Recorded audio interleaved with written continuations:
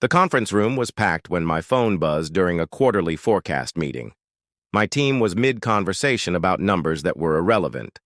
As soon as I saw Michelle, my 17-year-old wife, appear on the screen, my professional mask should have remained on. I should have ignored it, like I had for years. Yet something twisted in my belly, a primitive warning I didn't understand. I ignored the raised eyebrows and left the room mid-sentence. Rel answered curtly, murmuring, her, voice cut off with a gasp. "Zane, come home, please. Now." The sobs were so harsh, they sounded like they were tearing through her throat. No hesitation, no questions. I moved. The world shrank to a single instruction: go home. Everything else was a blur. I barely remember the drive. I can't even tell you if I grabbed my things. A school crossing, a red light, then a haze of suburban monotony. Until I saw them. Like sirens in a war zone, red and blue lights flashed. They reflected off the white siding of our house, the same house I painted one summer after Michelle said it would make us look more put together. Now, it looked like a crime scene. I don't even think I parked the car before I slammed the door. Officers and neighbors stood in the way. My feet struck the pavement, too quick, too crooked, as if the ground itself had shifted. I saw the front yard, but it was blurry. Only Aiden's face kept me grounded. My 15-year-old son, 5 inches taller than last summer, trembling like a leaf in a thunderstorm. His voice cracked. Dad, he was stiff, driving arms, wide eyes, unblinking. Mom said, "Don't go in, Dad." But I couldn't stop. I brushed past him, gently. His voice faded behind me. My hand reached for the knob. The door was ajar. It moaned open like it didn't want to show me what was inside. Then I smelled it, metallic, wet. A scent that didn't belong in a house with warm yellow walls and framed family photos. It was sharp, wrong. I knew what it was before I saw the blood. The living room was destroyed. A broken lamp, couch cushions thrown, a dark pool spreading like ink across the hardwood. Michelle stood barefoot in the center.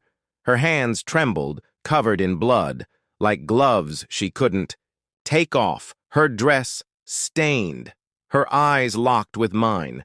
She gasped, shallow and red-rimmed, like she had just outrun death. "He broke in," she whispered. "Zane, I had no choice." The man's body lay face down near the fireplace. One shoe soaked through his shirt, his head turned, just enough to show a slack jaw. A kitchen knife was lodged in his side. I stepped back. I couldn't breathe, didn't remember how. Rel came in from the back door sobbing. "He had a knife," he said. "He said he was going to kill me."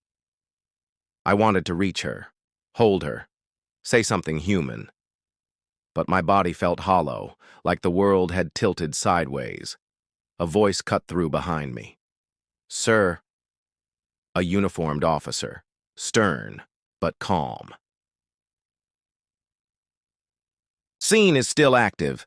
Another was already putting up yellow tape across our porch. He'd seen this before. "This is my house," I said flatly. He nodded. "I'm her husband. We understand. But we need to do our job. Your wife is physically okay. The doctors checked her. Your son is..." He paused. "You'll need to give us space." I looked at Michelle again. She hadn't moved, still like a statue in a nightmare. But something was off. Her dress was torn at the shoulder, but the skin underneath was perfect, no scratches. No bruises.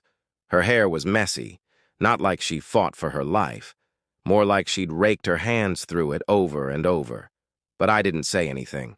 I stepped back through the threshold. It felt hot, like it burned me. The EMTs came. Up the porch. Aiden stood frozen, watching, flashing cameras, rising voices. I wanted to tell my son it was going to be okay. But how do you tell a child that everything might never be okay again? Michelle's trembling hands. The blood. Even if it was self-defense. Every instinct I'd sharpened from a career in risk assessment whispered, something is wrong. Detective Jonas Reeve introduced himself. He spoke calmly, like his voice was designed to drop blood pressure. No intimidating posture, just practiced empathy. We sat out back, the floor still soaked in copper and bleach. Technicians still moved around us, clicking photos. My voice couldn't keep up with my thoughts. I came straight home. She called me crying. He nodded. We're gathering facts. But I have to be honest, Mr. Langston. He pulled out a black notebook, turned to a dog-eared page. No signs of forced entry, no broken glass. No damage to the locks. Your alarm system. Silent. It's possible the rear door was left unlocked. The words felt foreign in my mouth. Maybe, he agreed, but unlikely. Your wife said she grabbed the knife from the butcher block in the kitchen and defended herself, but the wounds are strange. No struggle in the kitchen, no blood there, no overturned items, but the victim had defensive wounds. On his forearm. Reeve paused. Everything happened in the living room. I stared at him. She's not violent. He raised an eyebrow. That would be out of character? She cries during courtroom dramas.